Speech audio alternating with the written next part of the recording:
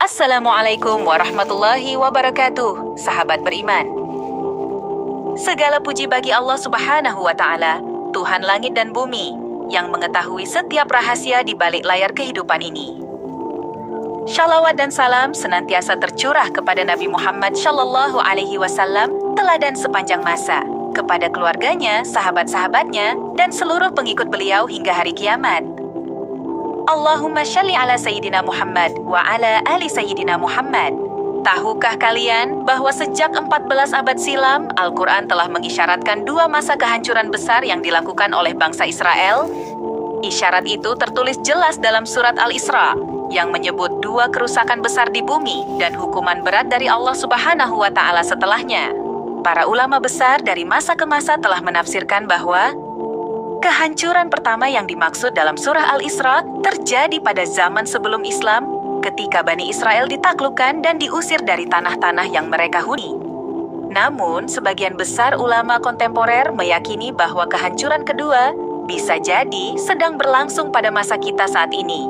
Mereka menilai bahwa dominasi dan kekejaman yang dilakukan oleh entitas Zionis modern di tanah Palestina merupakan bagian dari janji Allah Subhanahu wa Ta'ala yang kembali terulang. Dengan arogansi yang sama, dengan kekuatan senjata dan propaganda, mereka menjajah dan menindas bangsa yang lemah. Tapi sejarah selalu berulang dan janji Allah tidak pernah ingkar. Di antara mereka adalah Sheikh Abdul Muiz Abdul Sattar dari Al-Azhar yang menyebut bahwa ayat tersebut membuatkan kondisi saat ini. Ia menyebutkan bahwa kerusakan kedua terjadi bukan sebelum Islam, melainkan pada masa Islam dan bahkan terus berlangsung hingga hari ini. Syekh Mutawalli Asy-Syarawi pun menyatakan bahwa berkumpulnya Yahudi modern di tanah Palestina adalah bagian dari skenario kehancuran mereka yang telah disebutkan dalam Al-Quran. Karena Allah Subhanahu wa Ta'ala telah menetapkan bahwa mereka akan dikumpulkan agar mudah dibinasakan. Surah Al-Isra ayat 7 menyebutkan, "Jika kamu berbuat jahat, maka keburukan itu akan kembali kepada dirimu sendiri. Jika datang masa kerusakan kedua, kami akan datangkan musuh yang akan membuat wajahmu terhina, memasuki masjid sebagaimana dahulu, dan menghancurkan apa yang mereka kuasai." Ketinggian dan kekuasaan Bani Israel yang kita lihat hari ini, meskipun tampak kokoh dan kuat, sejatinya adalah ketinggian yang penuh kesombongan dan kezaliman. Mereka mendirikan entitas dengan kekuatan ekonomi, militer, dan media yang memengaruhi dunia. Namun semua ini hanyalah bagian dari ujian, sebagaimana firman Allah Subhanahu wa Ta'ala. "Jika kamu kembali berbuat jahat, niscaya kami akan kembali mengazabmu." Inilah janji yang pasti. Kelak kebesaran yang mereka banggakan akan sirna oleh kekuasaan Allah. Entitas yang berdiri atas dasar kezaliman tidak akan bertahan lama.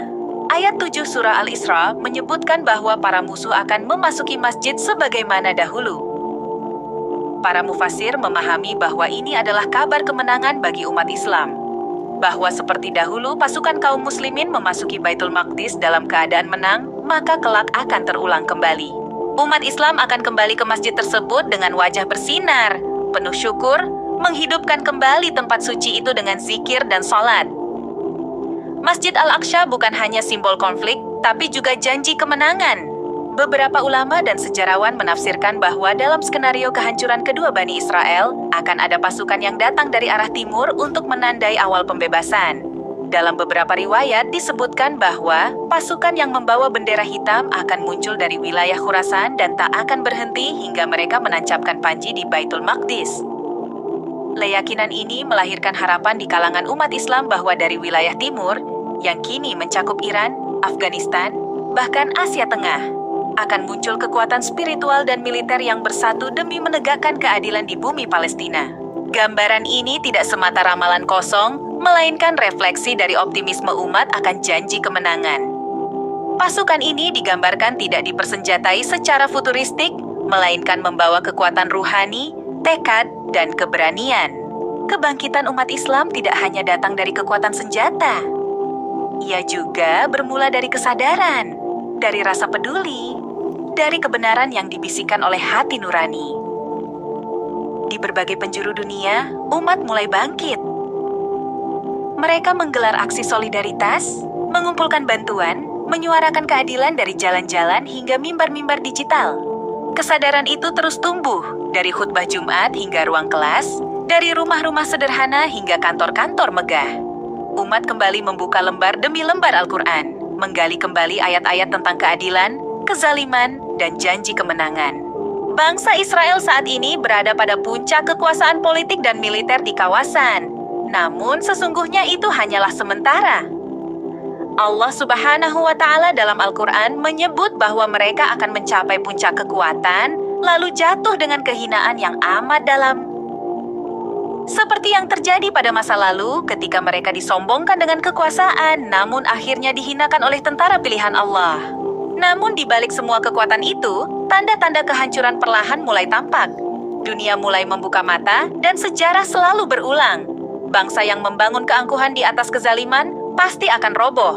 Di saat kegelapan tampak memuncak, harapan justru muncul dari arah yang tak terduga. Umat Islam percaya bahwa pertolongan Allah Subhanahu wa Ta'ala akan turun saat seluruh upaya manusia telah mencapai batasnya. Dalam banyak riwayat disebutkan bahwa kemenangan itu akan datang bagaikan fajar setelah malam yang pekat. Keyakinan akan janji Allah ini menjadi bahan bakar bagi umat untuk tetap bertahan, tetap bergerak, tetap yakin. Bukan karena kekuatan mereka, tetapi karena keimanan yang kokoh kepada janjinya. Di balik seluruh narasi sejarah dan tafsir yang telah kita ulas, satu hal tetap menjadi pegangan utama. Janji Allah Subhanahu wa Ta'ala tidak akan pernah ingkar.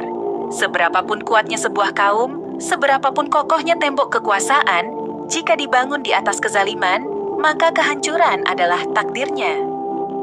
Sebaliknya, keimanan, kesabaran, dan perjuangan di jalan kebenaran akan selalu mendapatkan tempat di sisinya. Maka tugas kita sebagai umat yang menyaksikan semua ini bukan hanya mengutuk kezaliman, tapi juga membenahi diri, memperkuat iman, dan terus menyebarkan kebaikan. Semoga kita termasuk dalam golongan yang kelak menyaksikan janji-janji Allah Subhanahu wa Ta'ala menjadi kenyataan.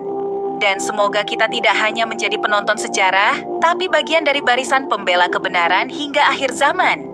Sahabat beriman yang dirahmati Allah Subhanahu wa Ta'ala, jika video ini membuka mata dan hatimu, jangan lupa untuk menyebarkan kebaikan dengan membagikannya kepada sesama. Tekan tombol suka, berlanggananlah ke channel ini, dan aktifkan lonceng notifikasi agar tidak tertinggal kisah-kisah penting lainnya. Mari terus kuatkan iman, rapatkan barisan, dan doakan saudara-saudara kita di Palestina. Janji Allah itu pasti. Semoga kita menjadi bagian dari kebangkitan itu. Wassalamualaikum warahmatullahi wabarakatuh.